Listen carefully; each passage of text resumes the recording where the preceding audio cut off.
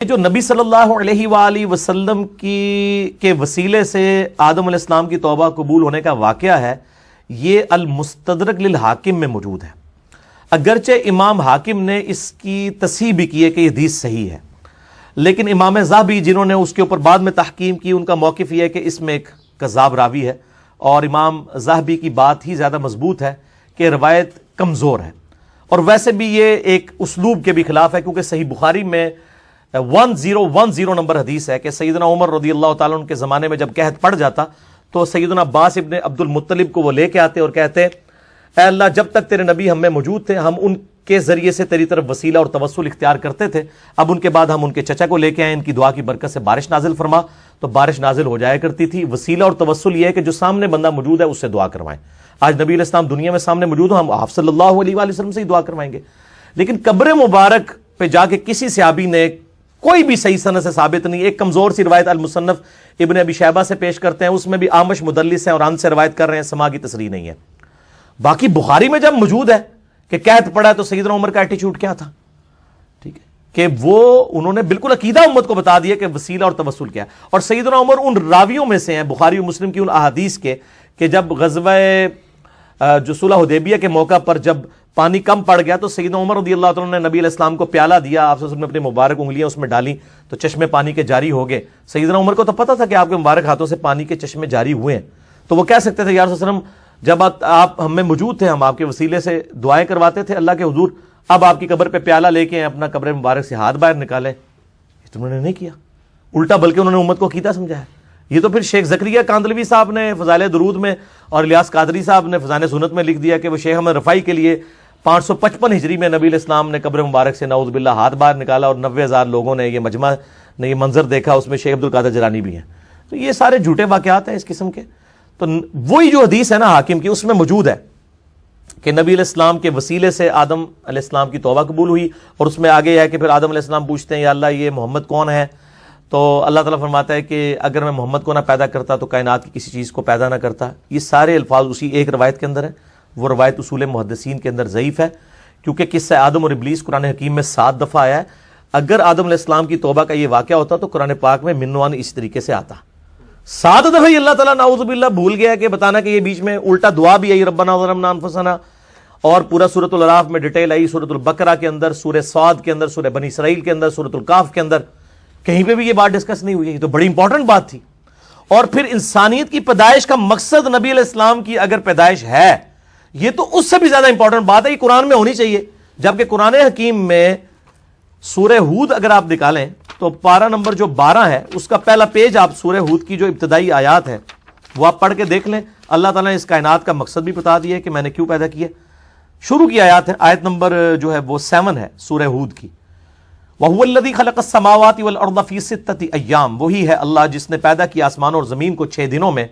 وَكَانَ عَرْشُهُ عَلَى الْمَاءِ، اس وقت اس کا عرش پانی پر تھا۔ لِيَبْلُوَكُمْ أَيُّكُمْ أَحْسَنُ عَمَلًا، اور اس نے یہ کائنات اس لیے پیدا کی تاکہ تمہیں جانچے کہ تم میں سے کون نیک اعمال کرتا ہے۔ یہ کائنات انسانوں اور جنوں کے لیے پیدا ہوئی ہے کہ اللہ ان کو جانچے، کسی ایک شخص کے لیے نہیں۔ ٹھیک ہو گیا؟ تو بالکل کلیئر ہے۔ باقی یہ جو واقعہ نا کہ جی وہ پھر انگوٹھوں میں وہ نور آ گیا، یہ حاکم میں یہ بھی موجود نہیں ہے۔ یہ پتہ کہاں میں موجود ہے؟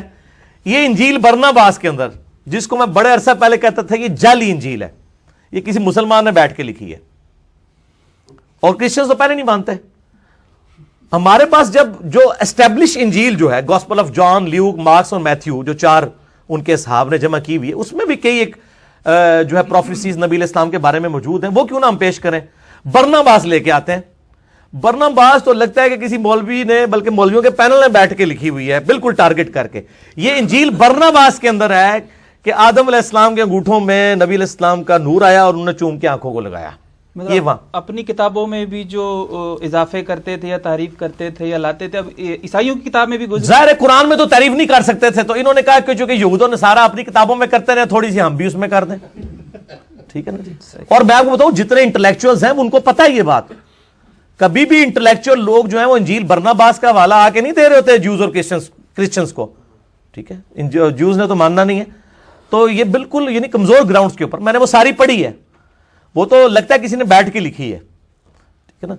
تو وہ کہتا ہے جی پوپ کی لائبریری سے 7ویں عیسوی میں ہمارے، اچھا کہتے ہیں پرانے بزرگوں کو نہیں پتا چلا، بعد والے بزرگوں کے سامنے آ گئی، وہ پوپ کی لائبریری میں چھپی ہوئی تھی، یہ ہوا تھا وہ ہوا تھا. تو وہ آج تو میرے بھائی کاربن ڈیٹنگ کروائی جا سکتی ہے، پتہ لگ جاتا ہے کہ یہ وہ 700 سال کے بعد اسی وقت ہی لکھی گئی تھی، یہ واقعی یہ کوئی 2000 سال پرانی ہے، پتہ چل جائے گا. وہ جس طرح وہ بریلوی حضرات نے مصنف ابن ابی شیبہ کا ایک نسخہ نکال لیا ہے، اس کا مصنف عبدالرزاق کا، وہ حدیث نور والا، رائٹنگ آج دے زمانے دی ہے، کاغذ آج دے زمانے دا، کہتے ہیں بہت پرانا نسخہ مل گیا. ٹھیک ہے، یہ بھائی جھوٹ ہون نہیں چلنے، کاربن ڈیٹنگ نال پتہ چل جاتا ہے کتنی پرانی کوئی شے ہے. ٹھیک ہے، تو یہ بالکل غلط ہے، یہ اس کی کوئی اصل موجود نہیں ہے. مسئلہ 43 میرا دیکھ لیں، وسیلہ اور توسل پہ میں نے ساری چیزیں اس میں ڈسکس کی. نبی کریم صلی اللہ علیہ وآلہ وسلم کو سید الاولین والآخرین اور امام اعظم کیوں کہتے ہیں؟ نبی کریم صلی اللہ علیہ وآلہ وسلم تو امام الانبیاء ہیں. چلے شکر ہے انہوں نے امام الانبیاء بھی مانا ہے. ہمیں تو ایک بریلوی پیر صاحب نے فون کر کے کہا کہ آپ امام الانبیاء کیوں کہتے ہیں؟ امام الانبیاء تو حدیث سے ثابت نہیں ہے. تو میں نے ان کو بتایا بھائی صحیح مسلم میں حدیث ہے واقعہ معراج والی، کتاب الایمان چیپٹر میں واقعہ معراج کے اوپر تقریباً 30-40 کے قریب احادیث ہیں. اس میں نبی صلی اللہ علیہ وآلہ وسلم فرماتے ہیں کہ جب شب معراج بیت المقدس میں لوگ جمع ہوئے تو مجھے جبرائیل نے کہا کہ آپ ان کی امامت کروائیں. تو اس نے کہا اس سے تو نبی علیہ السلام کا ان کی امامت کرانا ثابت ہوا، امام الانبیاء کیسے ہو گئے؟ دیکھو اب اس کے بعد تو آپ کچھ نہیں کر سکتے نا. اپنے بزرگ بابوں کے تو جھوٹ بھی قبول کیے ہوئے ہیں، ہم حدیث بھی دکھا دیتے ہیں، ماننے کے لیے تیار نہیں ہوتے. ٹھیک ہے نا. تو جو نبیوں کی امامت کروائے وہ کون ہوتا ہے؟ امام الانبیاء. اور نبی علیہ السلام کی ڈیفینیشن میں تو سب سے جو اعلیٰ درجے کا بندہ ہے اس کو ہی امامت کروانی چاہیے، جو صحیح مسلم میں شرائط آئی ہیں.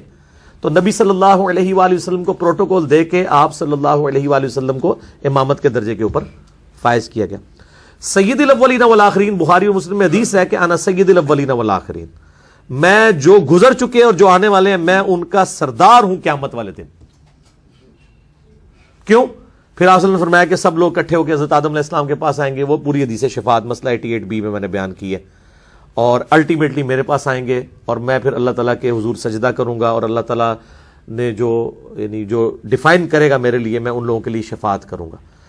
تو جو گزر چکے جو آنے والے ہیں ان کا میں سردار ہوں، یعنی ان کی طرف سے قائد بن کے اللہ کے حضور پیش ہوں گا.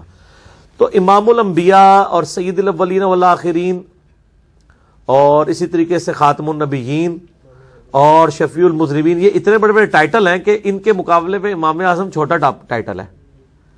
وہ تو اسپیسیفک ہو گئے، سارے اسپیسیفک کو جمع کر کے آپ امام اعظم کہہ دیتے ہیں. اعظم کہتے ہیں سب سے بڑے کو. ان کو پتہ کیوں تکلیف ہوتی ہے؟ انہوں نے ایک اپنے کسی بزرگ کے بارے میں امام اعظم کلیم کیا ہوا ہے، یہ کہتے ہیں ان کو ہی آپ کہیں. ہم ان کو کہتے ہیں وہ امام اعظم، ان کو مطلقاً آپ نہیں کہہ سکتے. ان کو آپ یہ کہہ دیں امام اعظم اس زمانے میں ہمارے نزدیک، اس زمانے میں بھی وہ امام اعظم نہیں تھے، ان سے بڑے امام موجود تھے. امام جعفر علیہ السلام اس زمانے میں موجود تھے، اور یہ بھی آپ کے نزدیک ہیں، باقی نہیں ان کو مانتے. میں نے بتایا تھا مسند امام احمد میں احمد بن حنبل نے اتنی تحقیر کے ساتھ نام لکھا ہے ابو فلانا. تو ان کا بیٹا پوچھتا ہے یہ فلانا کس کو کہتے ہیں آپ؟ ان کا میں ابو حنیفہ کو کہتا ہوں. تو کھول کے دیکھ لیں مسند احمد میں ابو فلانا لکھے نا، مکتبۃ شاملہ میں کھل جائے گا. تو جو ان کے نام تحقیر سے لے رہے ہیں انہوں نے امام اعظم کہاں سے ان کو کہنا ہے؟ ٹھیک ہے نا جی. تو امام شافعی رحمہ اللہ نے اگر کہیں کہا ہے تو میرے علم میں نہیں ہے، سنی سنائی بات ہے، میں نے پڑھی نہیں ہے. البتہ یہ ہے کہ یہ ٹائٹل آپ کسی کو نہ دیں، صرف نبی صلی اللہ علیہ وآلہ وسلم تک ٹائٹل رکھیں بس. اصل میں اس میں ضمن ایک بات آتی ہے نا کہ احناف سے جب ہم کہتے ہیں کہ آپ اپنے آپ کو حنفی کہتے ہیں تو محمدی کیوں نہیں کہتے؟ تو وہ یہ کہتے ہیں کہ جی اس میں دو نسبتیں بھی ہو سکتی ہیں، جیسے ہم پاکستانی بھی ہیں، پنجابی بھی ہیں، تو ہم جو ہے حنفی بھی ہیں، محمدی بھی ہیں. ہائے صد کے جمع، ہائے صد کے جمع. یہ جواب میں ہی تو دیا گا. اللہ دے بندے ہو، پنجابی ہو یا بلوچی ہو یا سندھی ہو یا پشتون ہو، وہ سارے کے سارے اگر اپنے آپ کو پاکستانی ہونے کے ساتھ اپنے ان صوبوں کے ساتھ منسوب کرتے ہیں تو وہ پاکستان کے جو قوانین ہیں ان کو بھی اسی طریقے سے مان رہے ہوتے ہیں. ٹھیک ہے نا جی. یہ نہیں کہہ رہے ہوتے کہ جی اگر کے پی کے میں جو ہے وہ چور کی سزا یہ ہے تو پنجاب میں کوئی اور ہے، ہم نہیں مانتے. دونوں ایک ہی قانون کے تحت چل رہے ہوتے ہیں نا. لیکن ان کے جو 4 صوبے ہیں نا، حنفی، شافعی، مالکی، حنبلی، اس میں ایک کہتا ہے کہ جو امام کے پیچھے فاتحہ نہیں پڑھتا اس کی نماز نہیں ہوتی، دوسرا کہتا ہے جو فاتحہ پڑھے اس کے منہ میں انگارہ رکھ دو. تو یہ تو صوبے ایک ملک کے ہے نہیں ہے، یہ تو ایک انڈیا کا صوبہ ہے، ایک پاکستان کا ہے. یہ مثال ہی غلط دی ہے انہوں نے. اگر یہ سارے محمدی ہوتے اور اس کی برانچز ہوتی تو دوسرے ایک دوسرے سے اس طرح نفرتیں نہ کرتے. خانہ کعبے میں 4 مسلے نہ انہوں نے ڈالے ہوتے. کیا پنجابی جب جاتا ہے KPK میں تو کیا کہتا ہے جو تک پنجابی امام نہیں ہوگا میں نماز نہیں پڑھوں گا؟ ایسا ہوتا ہے؟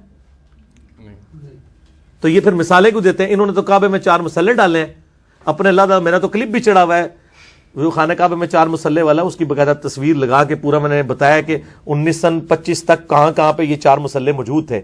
اگر یہ سمجھتے ہیں کہ چاروں ہی ماشاءاللہ پاکستانی تھے یا چاروں ہی محمدی تھے تو 4 مسلے کو ڈالے ہوئے.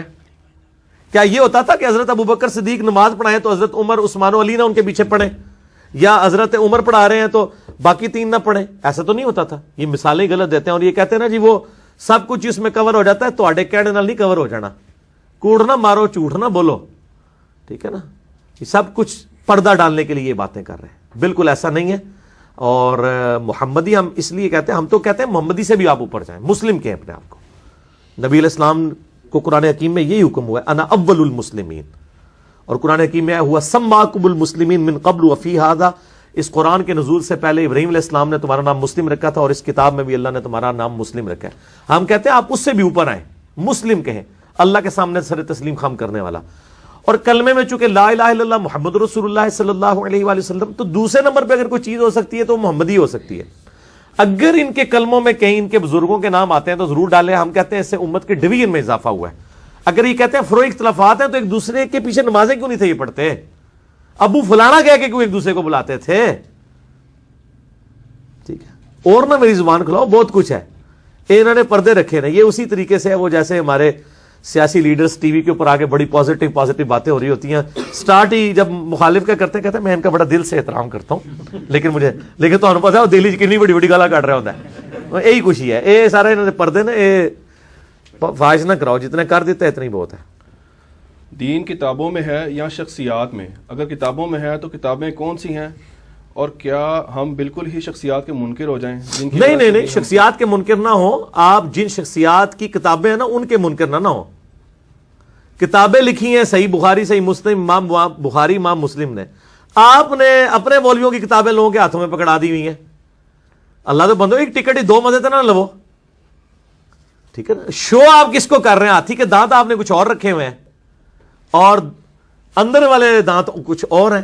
تو ان اماموں کو تو ہم مانتے ہیں, ہم ان کے ناموں کے ساتھ رحمہ اللہ کہتے ہیں. ہم کتابوں میں ہی دین ہے, اور ان اماموں نے بھی کتابوں کی طرف ہی ہمیں, یعنی امام بخاری کو اپنی پکچر تو نہیں دے گئے ہیں, کوئی سیلفی بنا کے تو نہیں چھوڑ گئے. انہوں نے ایک کتاب امت کے حوالے کی ہے کہ یہ میری محنت ہے میری زندگی کی. آج بھی ہم بخاری شریف جب پڑھتے ہیں تو ہم سمجھ لیں امام بخاری سے ہی پڑھ رہے ہوتے ہیں کہ انہوں نے اتنی محنت کر کے جو حدیثیں جمع کی تھی.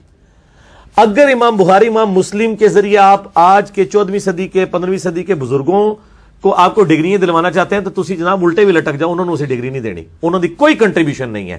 یہ سارے نقال ہیں, اور نقال تو ہم بھی ہیں. یہ کون سا بخاری مسلم کی حدیثوں کی ہر حدیث کی سند نبی علیہ السلام تک لے کے جا رہے ہوتے ہیں؟ وہ ایک استاد کی سند بیان کر دیتے ہیں تو اس سے سارا کچھ حل ہو جائے گا. اس طرح تو نہیں ہوتا. ان محدثین نے اپنی ایک ایک حدیث کی سند نبی علیہ السلام تک پہنچائی ہے. یہ کتابیں میرا یوٹیوب پہ آپ کلپ کھول لیں, سنی احادیث کی 6 کتابیں, 6 ڈیجن میں لکھیں سنی بکس, تو کلپ کھل جائے گا, اس کی انٹرنیشنل نمبرنگ سب کچھ کھل جائے گا. تو میں نے بتائی ہیں کون سی ہیں قرآن پاک کے بعد کون سی مین سٹریم کی کتابیں. بخاری مسلم ابو داؤد ترمذی نسائی ابن ماجہ مسند امام احمد الموطا امام مالک, یہ ساری کتابیں الحمدللہ